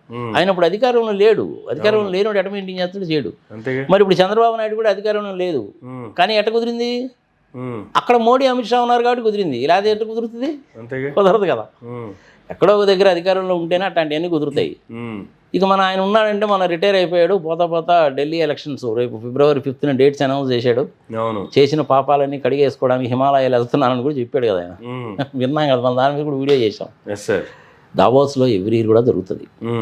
ఈసారి చాలా ఎక్కువ మంది వచ్చారు. ఇంచుమించుగా ప్రపంచవ్యాప్తంగా ఉండేటువంటి చాలామంది వచ్చారు. జో బైడెన్ గారు కూడాను ప్రమాణ స్వీకారం కాబట్టి నాకు రావడానికి కుదరదు అనేసి ఆయన ప్రతినిధులు కొంతమంది పంపించారు. ఈవెన్ ఎక్కువ మంది వచ్చినప్పుడు ఇంకా ఎక్కువ MOUలు రావాలి కదా, కనీసం 0 రావడం ఏంటి? మరి 0 రావడం ఏంటంటే ఏముందని చెప్పి పెట్టుబడి పెడతారు చెప్పు నీకు. Rising sun Andhra Pradesh, rising sun, rising star, నేను 40 years ఇండస్ట్రీ, నా తర్వాత నా కొడుకే వస్తాడు, ఆంధ్రప్రదేశ్ రాష్ట్రాన్ని అంతా విధ్వంసం చేసేశారు. పనికి మాలిన మాటలు కదా ఇవన్నీ. నువ్వు పాజిటివ్ థింగ్స్ చెప్పాలి కానీ నెగిటివ్ థింగ్స్ చెప్తే అట్ట. అక్కడికి పోయి కూడా నువ్వు 10 లక్షల కోట్లు అప్పని చెప్తే అట్ట. మరి ఓకే. అతను ఇండియా టుడే అతను ఇంటర్వ్యూ చేశాడు, రాహుల్ కన్వాల్ అని. 10 లక్షల కోట్లు అప్పని చెప్పాడా? రాష్ట్రాన్ని విధ్వంసం చేసేసారు, నేను దాన్ని రెక్టిఫై చేస్తున్నానని చెప్పాడు. ఆ మాటలు చెప్తారా చెప్పు? 40 years ఇండస్ట్రీ కదా, నిజాలు చెప్తున్నాను అనుకుంటున్నాడు ఆయన. అక్కడ పోయి కూడా నువ్వు 10 లక్షల కోట్లు అప్పు అంటే ఎట్లా? వాడేమో నవ్వుతున్నాడు బాబు. ఇన్వెస్ట్మెంట్ ఎందుకు వచ్చిందంటే దానికి కూడా దావోస్ను కూడా సర్వనాశనం చేసి పడేశారు వీళ్ళ అజ్ఞానంతో చెప్తున్నారు. అంతే అంటాడు ఆయన. ఇంకా నేను చేసిందే కరెక్ట్, మిగిలిన వాళ్ళందరూ పనికి మాలిన వాళ్ళు అంటారు. అది సంగతి. నీ బట్టిన కుందేలికి 3 కాళ్ళు అంటే నువ్వేం చెప్తావు చెప్పు? ఇప్పుడు మూర్ఖుడు అనేటువంటి వాడు రాజు కంటే బలవంతుడు. నువ్వేమీ చేయలేవు. ట్రాఫిక్ జాములు కావు, వాతావరణం చల్లగానే ఉంటుంది, అనేక మంది నేతలు వస్తారు. రతన్ టాటా లాంటి వాళ్ళు, ఆదిత్య కుమార్ మంగళం బిర్లా లాంటి వాళ్ళు, రాహుల్ బజాజ్, రతన్ టాటా గారు చనిపోయారు అనుకో, ఇట్లాంటి పెద్ద పెద్ద సంస్థలకు సంబంధించిన వాళ్ళు కూడా 2-3 ఏళ్ళకి ఒకసారి వెళ్తారు. కానీ ఈయన ఎప్పుడు పెట్టినా వెళ్తాడు. మళ్ళీ ఏదో బిల్ గేట్స్ తోటి నేను సమావేశం జరిపాను, ఏమండి చంద్రబాబు నాయుడు గారు బిల్ గేట్స్ గారు అడిగారు హైదరాబాద్ గురించి ఆయన స్పెసిఫిక్గా అడిగారు. ఆయన స్పెసిఫిక్గా అడిగారు, సంఘ సంవత్సరం అని చెప్తారు, ఏదో ఫోటోలు చూపిస్తారు. అది అంతకుముందు ఎప్పుడో 10 ఏళ్ల కింద అయి ఉంటాయి. అందరితో పాటు కూర్చొని ఏదో టేబుల్ మీద కూర్చొని మాట్లాడి ఉంటాడు. కానీ ఆ మిగిలినన్ని కూడా తీసేసి ఇదే చేస్తారు. అది వాళ్ళందరూ కూర్చున్నప్పుడు చూసినట్టు ఫోటో చూస్తే నీకు అదే వాటర్ బాటిల్, అదే పుష్పాలు, అదే ఇవి కనపడతాయి. వీళ్ళిద్దరు ఎదురెదురుగా కూర్చొని మాట్లాడుతున్నప్పుడు కూడా నీకు అయ్యే వాటర్ బాటిల్స్, అయ్యే పుష్పాలు కనపడతాయి. అంటే ఇది కట్ అండ్ పేస్ట్ వ్యవహారం అనమాట. అది మరీ ప్రజలను అంత మోసం చేసేట ఇవాళ జనాలు చాలా తెలియగలరా? ప్రతి ఒక్కటి గమనిస్తారబ్బా. నీకు చూసారా చంద్రబాబు నాయుడు గారు అంత చలిలో కూడాను మామూలు డ్రెస్ వేసుకొని వెళ్ళాడు. మిగిలిన వాళ్ళందరూ కోట్లు సూట్లు వేసుకొని వచ్చారు, చేతులు గ్లౌజ్ వేసుకున్నారు, నెత్తి మీద హ్యాట్ పెట్టుకున్నారు. కానీ చంద్రబాబు నాయుడు చూడండి ఎంత సాధారణంగా వెళ్ళాడు అంటాడు. నిజంగా ఆ చల్లో 74 ఏళ్ల ముసలోడు మామూలు బట్టలు వేసుకొని వెళ్తే సచ్చి ఊరుకుంటాడు. కామన్ సెన్స్ పాయింట్ అది. మరి పైన వేసుకునే డ్రెస్ మామూలుగానే ఉంది, కానీ ఎలివేషన్స్ ఇచ్చేవాళ్ళు ఇంత చిన్న చిన్న లాజిక్లు కూడా మిస్ అయిపోతారా సార్? అంటే ఇలాంటి చిన్న చిన్న విషయాలు కూడా జనానికి తెలియనా?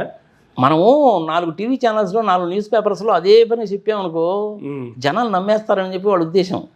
దానికి ఉదాహరణ ఏం చెప్తారంటే, పోయినసారి చెప్పలా జగన్మోహన్ రెడ్డి మీ ఆస్తులని లాగేసుకుంటున్నాడు, ఆయన బొమ్మ వేసుకున్నాడు చూసారా అంటే జనాలు నమ్మారుగా. విధ్వంసం చేసేసాడు అంటే నమ్మేరుగా. 10 లక్షల కోట్లు అని అబద్ధం చెప్పాము, నమ్మేరుగా.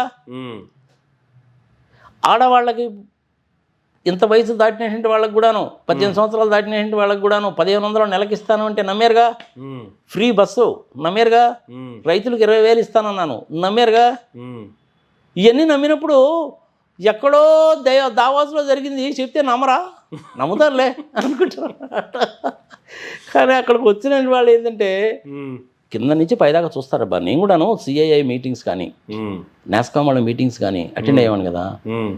రాహుల్ బజాజ్ పెద్ద పెద్ద వాళ్ళు వస్తారు, ముంజాల్స్ బ్రదర్స్ వస్తారు, రాహుల్ బజాజ్ వస్తారు. నేను చాలామందిని కలిశాను, నేను రాహుల్ బజాజ్ గారిని కలిశాను. మరి మన ముఖేష్ అంబానీ గారు నేను ఎప్పుడు కలవలేదనుకో, ఎందుకంటే అవకాశం రాలేదు నాకు. ఆయన ఏంటంటే ఉన్నట్టు బిజినెస్ వేరే కదా అది, అందుకని చెప్పి ఎప్పుడు కలవలేదు. ముంజాల్స్ వాళ్ళని కలిశాను, ఆదిత్య కుమార్ మంగళం బిర్లాని కలిశాను. బెంగళూరులో ఒక లేడీ ఫార్మాస్యూటికల్ కంపెనీ, ఆమె పేరుందో టక్మని గుర్తు రావట్లేదు నాకు. ఇట్లాంటి వాళ్ళందరూ కలుస్తుంటారు, చాలా బాగా మాట్లాడతారు. టేబుల్స్ ఉంటాయి కదా, జనరల్గా 6 కంటే ఎక్కువ కూర్చోరు ఆ టేబుల్స్లో. నువ్వు వెళ్ళి కనుక టక్మని కనుక ఆక్టివేగానే చేసావంటే ఎవడో ఒకడు వచ్చి ఎదురుగా కూర్చుంటాడు. అట్లనే వీళ్ళందరినీ కలిసేది. ఆ మీటింగ్ కూడాను అలాగే ఉంటుంది.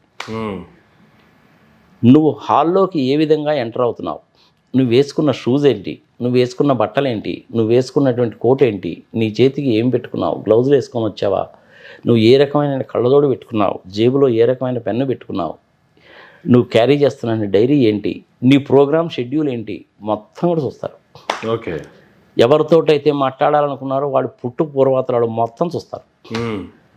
చంద్రబాబు నాయుడు తోటి బిల్ గేట్స్ మాట్లాడాడు అనేసి అంటే అంతకుముందు ఎప్పుడో మాట్లాడాడు కాబట్టి ఇప్పుడు కూడా మాట్లాడి ఉంటాడు.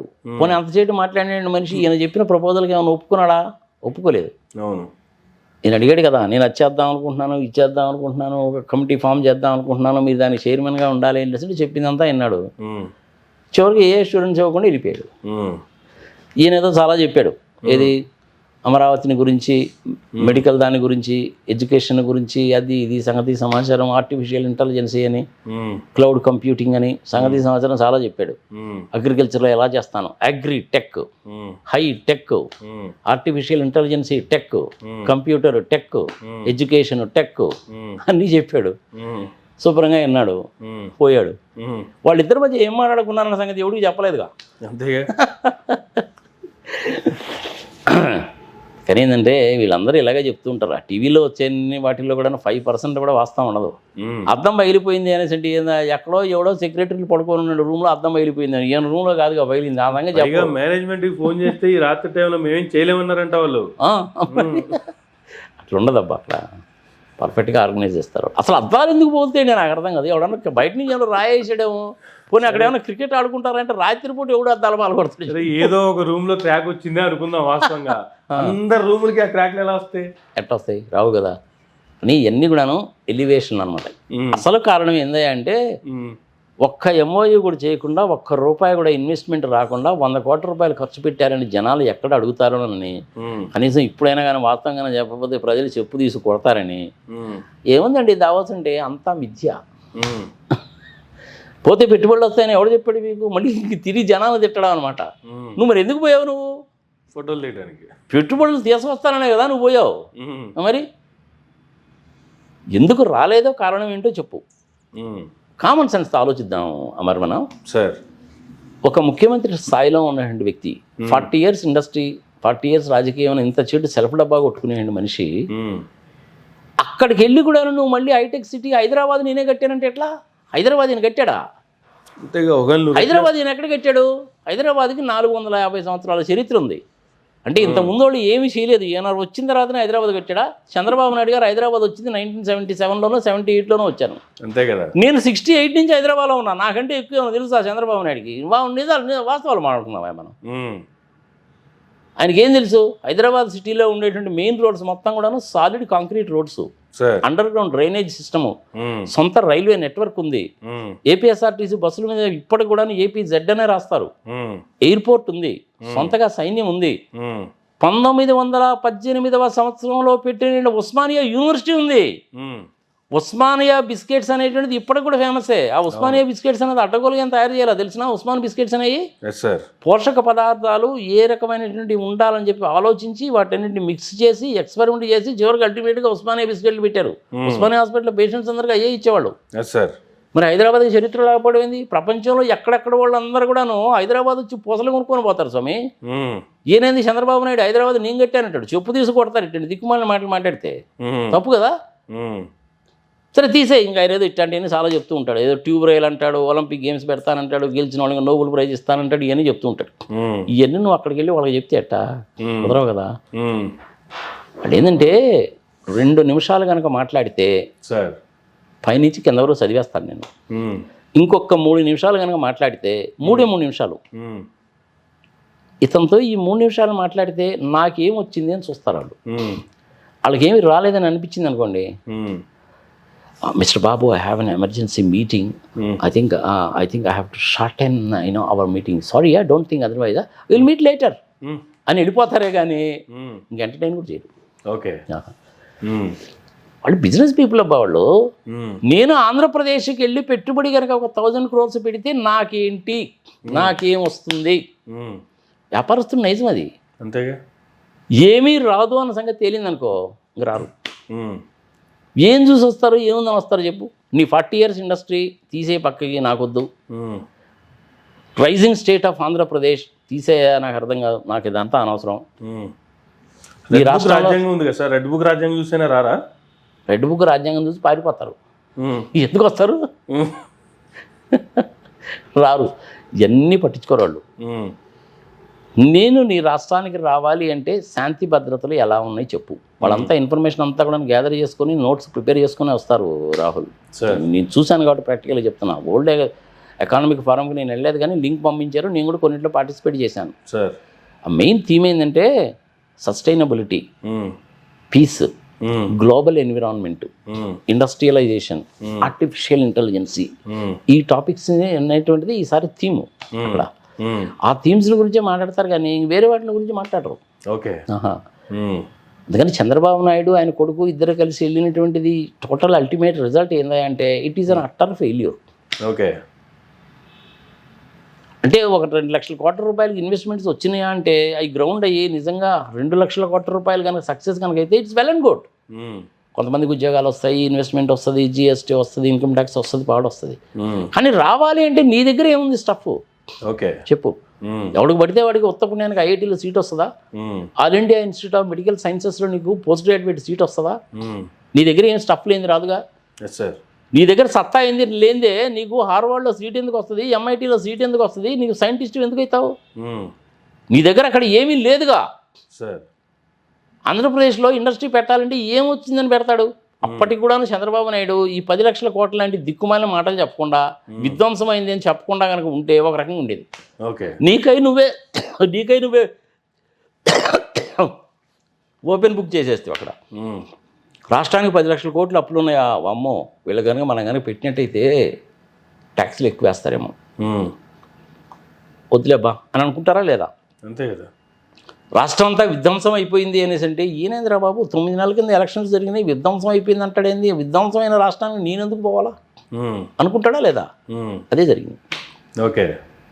వాళ్ళు సేఫ్టీ, సెక్యూరిటీ మెయిన్గా చూసేటువంటిది taxes, power, water, roads, railways, international connectivity, telecommunications, skilled labour, government ఇచ్చేటువంటి ట్యాక్స్ ఇన్సెంటివ్స్, ఈ కారణాలన్నీ చూస్తారు. వాళ్ళు రాసుకొని వస్తారు అందులో. ఓకే. వాటిల్లో ఒక్కదానికి కూడా నీకు సరైన సమాధానం లేకపోతే ఎందుకు యాక్సెప్ట్ చేస్తారు? ఓకే. చంద్రబాబు నాయుడు గారు ఏం చెప్పుండొచ్చు అంటే, మీరు నా రాష్ట్రానికి వచ్చి ఇండస్ట్రీ పెట్టుకోండి, 1000 crores రూపీస్ మీరు ఇన్వెస్ట్ చేసి పెడుతున్నాను పలానా ఇండస్ట్రీ అంటే, మీరు కట్టాల్సినటువంటి జిఎస్టీలో 50% మీకు 5 సంవత్సరాల పాటు రాయితీ ఇస్తా, మీ బదులు నేనే కడతా. ఇది మా ట్యాక్స్ సిస్టమ్ అని ఎక్స్ప్లెయిన్ చేయొచ్చు. ఒక 5 సంవత్సరాల పాటు నేను ఇన్కమ్ ట్యాక్స్ 50% మీ తరఫు నేనే కడతా అని చెప్పొచ్చు. సరే, ల్యాండ్ అలాట్ చేస్తాను నేను, దాన్ని మీరు బ్యాంక్లో అప్పు కింద లోన్స్ కింద కూడా ఉపయోగించుకోవచ్చు అని చెప్పొచ్చు. రిజిస్ట్రేషన్ ఛార్జెస్ వైవ్ చేస్తానని చెప్పొచ్చు. పవర్ అనేటువంటిది ₹1 తగ్గించిస్తానని చెప్పొచ్చు. మీకు కావాల్సినంత వాటర్ ఇస్తానని చెప్పొచ్చు. ఇలాంటి ఏదైనా చెప్తే బాగుండేది. ఏమీ చెప్పలేదు చంద్రబాబు నాయుడు. ఇంక నీకు అట్టేటప్పుడు ఎందుకు వస్తారు? పోనీ మిగిలిన రాష్ట్రాల వాళ్ళు ఎవరన్నా కనీసం నేను చెప్పినట్టు ఈ చెప్పారని చెప్పలా, ఎవరూ చెప్పలా. కానీ మరి వాళ్ళకి ఎందుకు వచ్చినాయి? వాళ్ళకి వేరే అడ్వాంటేజెస్ ఉన్నాయి కాబట్టి వచ్చినాయి. మహారాష్ట్ర వాళ్ళు ఏం చెప్పారు? బాంబేలో, పూనాలో ఫుల్ అయిపోయిందండి, మీకు కూడా కష్టమే, మాకు కూడా కష్టమేనో, అందుకని అహ్మద్ నగర్ అంటున్నాను, ఔరంగాబాద్, నాసిక్ ఇట్లాంటి ప్లేసెస్ ఉన్నాయి. కొన్ని ప్లేసెస్లో 5 స్టార్ ఇండస్ట్రియల్ ఎస్టేట్స్ కూడా మేము డెవలప్ చేశాము, మీరు అక్కడికి వెళ్ళి ఇండస్ట్రీస్ పెట్టుకోండి అని చెప్పారు. అందుకని 15,70,000 కోట్లు వచ్చినాయి. కేరళ వాళ్ళు ఏం చెప్పారంటే, మాది it is a God's own place అండి ఇది, మేము ఇప్పటివరకు కూడాను వాతావరణాన్ని, పర్యావరణాన్ని చక్కగా చేశాము, 100% ఎడ్యుకేషన్ మా స్టేట్లో ఉంది, పర్ఫెక్ట్గా ఉంటుంది, తీర ప్రాంతం కూడా ఉంది. చంద్రబాబు నాయుడు ప్రెస్ మీట్ లో కేరళ గురించి చాలా గొప్పగా చెప్పారు. అదే మరి పార్టిసిపేట్ చేశారు, కేరళ వాళ్ళు కూడా వచ్చారు, వాళ్ళు ఎప్పుడు రారు, వచ్చారు. వాళ్ళకు కూడా I think 3 lakh crores investment వచ్చింది. కేరళలో అసలు 100% ఎడ్యుకేషన్ ఎలా వచ్చిందో తెలుసా మీకు? సార్, నారాయణ గురు అని పేరు గుర్తుపెట్టుకో. నారాయణ గురు అని ఆయన ఒక దళిత కమ్యూనిటీకి చెందినటువంటి వ్యక్తి. అంటే మనకి దళిత కమ్యూనిటీ అంటే నార్మల్గా ఏంటి, వాళ్ళు చెప్పులు వేసుకొని రాకూడదు, మా ముందు నిలబడకూడదు, అది ఇది సంఘ సంవత్సరం అనేటువంటి కమ్యూనిటీ. ఆ కమ్యూనిటీ పేరేందో గుర్తులేదబ్బా నాకు కరెక్ట్గా, ఐఎమ్ సారీ ఫర్ దాట్. ఆ దళిత కమ్యూనిటీకి సంబంధించిన వ్యక్తి నిరంతరము పనిచేసి ఎడ్యుకేషన్ మీద బాగా కాన్సన్ట్రేట్ చేశాడు ఆయన. ఒక జనరేషన్ కేరళలో ఉండేటువంటి ప్రతి ఒక్కళ్ళు కూడాను ఆయన తీసుకున్నటువంటి ఆ స్టెప్ మూలకంగా 100% ఎడ్యుకేషన్ వచ్చింది. ఎవరు అపోజ్ చేయాల. ఓకే. వాతావరణాన్ని పరిరక్షించారు, ఎకో సిస్టమ్ మెయింటైన్ చేశారు. పిల్లలకి ఎడ్యుకేషన్ ఇస్తే ఏమైందంటే ప్రపంచంలో ఎక్కడికి వెళ్ళి అయినా సరే వాడు 10వ తరగతి కావచ్చు, ఇంటర్మీడియట్ కావచ్చు, చదువుకున్నాడుగా. దాని గురించి చెప్పాలిగా చంద్రబాబు నాయుడు గారు, చెప్పలేదు. ఇంగ్లీష్ మీడియం మిగేస్తవి, మరి నీకు రావాలంటే ఎట్లా వస్తారు? రారు కదా. అవును. కానీ ఏంటంటే పాజిటివ్ థింగ్స్ ఏవైతే ఉంటాయో మనం ఆ రకమైన పాజిటివ్ థింగ్స్ని చెప్పుకోవాలి. ఓకే. నీకు కళ్ళకెదురుగానే కనపడుతుంది కదా. ఇంగ్లీష్ మీడియం తీసేసావు, 17 మెడికల్ కాలేజెస్ వస్తే తూనా బొడ్డు అని చెప్పి తీసేసావు, అన్నీ ప్రైవేటైజ్ చేస్తానంటావు, చివరికి రైతులకు ఇచ్చే నీళ్లు కూడా దానికైతే పెద్ద ప్రోగ్రామ్ పెట్టావు. ఇదంతా కాకుండా అగ్రి హైటెక్ అంటావు, శాటిలైట్ల ద్వారా డ్రోన్ల ద్వారా అంటావు. శాటిలైట్ల ద్వారా ఏం చేస్తావు నువ్వు? భూ సర్వే చేయొచ్చు, కమ్యూనికేషన్స్ పనికొస్తాయి. నువ్వు అగ్రికల్చర్లో ఏం చేస్తావు దాన్ని? డ్రోన్లు అన్నావు, డ్రోన్లు ఉపయోగించి ఏం చేస్తావు? పొలాలకు ఏమైనా మందు కొడతావా? అది చాలా కాస్ట్లీ ఎఫ్ఐఆర్ అయిపోద్ది, కానీ మామూలు ఎఫ్ఐఆర్ కాదు. ఇంతకుముందు ఇలాంటి ట్రయల్స్ అన్నీ చాలా జరిగాయి, నేను కూడా చూశాను. హెలికాప్టర్లో నుంచి మందులు కొట్టడం నేను చూశాను. అంతకుముందు ఒకసారి ఏం చెప్పాడు ఇదే చంద్రబాబు నాయుడు గారు? డ్రిప్ ఇరిగేషన్, వాటర్ గన్స్ అన్నాడు. రెయిన్ గన్స్ 30-35 సంవత్సరాల కింద ఇజ్రాయలీస్ ఉపయోగించిన టెక్నాలజీ. ఆ టెక్నాలజీ కోసం అని చెప్పి డబ్బులు ఖర్చు పెట్టారు, అవన్నీ తీసుకెళ్లి గోడౌన్స్లో పడేశారు. ఉపయోగించింది లేదు, వచ్చింది లేదు. నేను చెప్తున్న మాట కాదు, మరి ఇది వరల్డ్ బ్యాంక్ వాడు రిపోర్టర్ రాసింది. అది అంతకుముందు ఎస్పెషల్లీ రాయలసీమ లాంటి జిల్లాల్లో 20 మీటర్లలో ఉండేదంట గ్రౌండ్ వాటర్, 20 మీటర్లు. అది 22 మీటర్లు పోయిందంట. ఓకే, అంటే మరి నువ్వు ఏం చేసినప్పుడు అట్లాంటప్పుడు?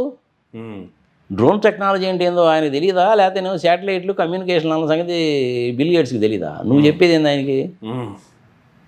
చెప్పు. ఇది ఎట్టా ఉంటుందంటే అదే మన తెలుగులో సామాన్ చెప్తారు చూసారు, ఏది గుడ్డొచ్చి పిల్లనెక్కిరిచ్చిందనా, పిల్ల వచ్చి గుడ్డెక్కిరిచ్చిందనా, ఏదో సామాన్ చెప్తారు కదా, అలా ఉంటుందండి. ఇంకా గట్టిగా చెప్పాలంటే తాతగా దగ్గు నేర్పించినట్టు ఉంది.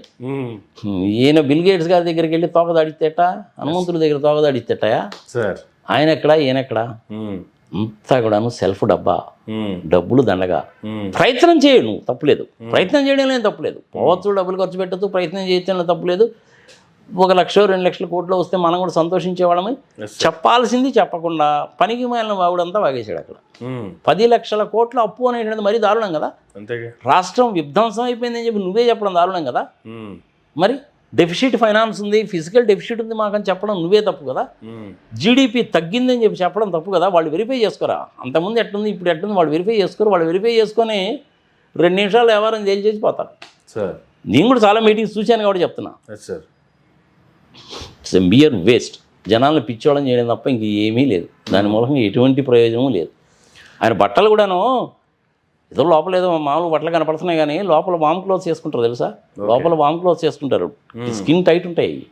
ఆ వామ్ క్లోత్స్ వేసుకొని దాని మీద లోపల టెర్రిబుల్ ప్యాంట్ వేసుకొని, ఏది రేమాండ్స్ 100% ఉలెన్ కానీ 70-30 కాంబినేషన్లో ఉన్న టెర్రిబుల్ ప్యాంట్ కానీ వేసుకొని దాని మీద ఆయన రెగ్యులర్గా వేసుకున్న డ్రెస్ చేసుకొని ఉంటాడు. అవసరం అయితే ఏంటంటే పైన మరీ టైట్ అయిపోద్దామో మరీ లూజ్ అయిపోతాడు, కొత్త డ్రెస్సులు కొనుక్కొని పోయి ఉంటాడు.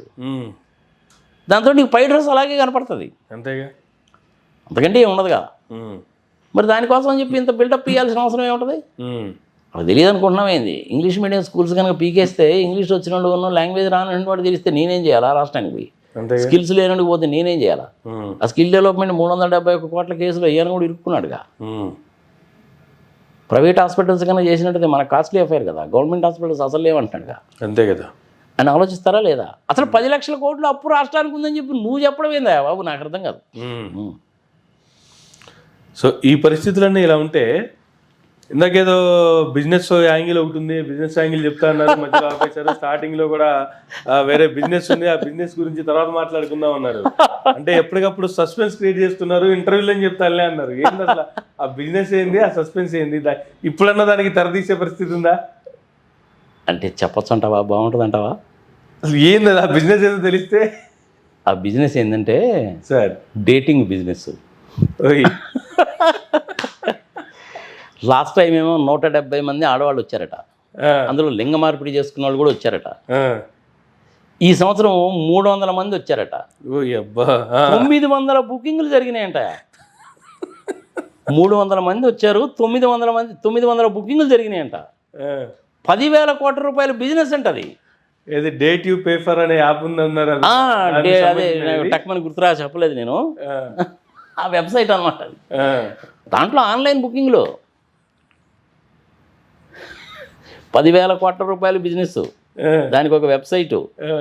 లాస్ట్ టైం 170 మంది, ఈసారి ఏమో 300 మంది. లాస్ట్ టైం ఏమో 300 మంది బుక్ చేసుకున్నారట, ఈసారి ఏమో 900 మంది బుక్ చేసుకున్నారట. ఏ రాష్ట్రానికి ఎన్ని పెట్టుబడులు వచ్చిన తర్వాత సంగతి, కానీ వీళ్ళకి మాత్రం మంచి బిజినెస్ అయింది. మంచి అంటే చెప్పుకోవడానికి మనకి సిగ్గుచేటుగా ఉంది. అంటే ఈ బిజినెస్ చూసుకుంటే అందరూ సీఎంలు లేదా మినిస్టర్సు, రాష్ట్రాలకు సంబంధించినటువంటి ప్రతినిధులు, వేరే దేశాలకు సంబంధించిన ప్రతినిధులు వీళ్ళే కదా ఉంటారు. ఇటువంటి సమ్మిట్ జరుగుతున్న టైంలో కూడా ఇలాంటి డేటింగ్ యాప్లు ఆన్లోనే ఉంటాయా? ఎందుకుండవు? దీనికోసం సపరేట్గా క్రియేట్ చేశారంట. మరి చెప్తున్నారు కదా, రేట్లు ఎంతో తెలిసిన 10,000 కోట్ల రూపాయలు బిజినెస్ ఉందని కూడా ప్రజలు, చెప్తున్నారు కదా. నువ్వు అడిగా గాడి చెప్తున్నా, ప్రజలకు కూడా చెప్పాలంటే రేట్లు ఎంతో తెలిసిన 4 గంటలు ఎంత? 4 గంటలు 4 అవర్స్. 4 అవర్స్కి ఇంచుమించుగా 7 లక్షల రూపాయలంట. నేను ఉత్తగా చెప్పడంలా, దీన్ని చూసా చెప్తున్నా నేను నీకు. అది ఓకే, నాకెవరో మెసేజ్ పంపిస్తే చదివా నేను. అది నిజంగా ఉందా లేదా అని చూస్తే వెబ్సైట్ ఉంది. ఓకే, దానికి కూడా మళ్ళీ టైమింగ్స్ పెట్టారో తెలుసా? 4 గంటలు మినిమం 7 లక్షల రూపాయలు, వెరైటీని బట్టి. ఓన్లీ నైట్ టైం అనంట మళ్ళీ అది.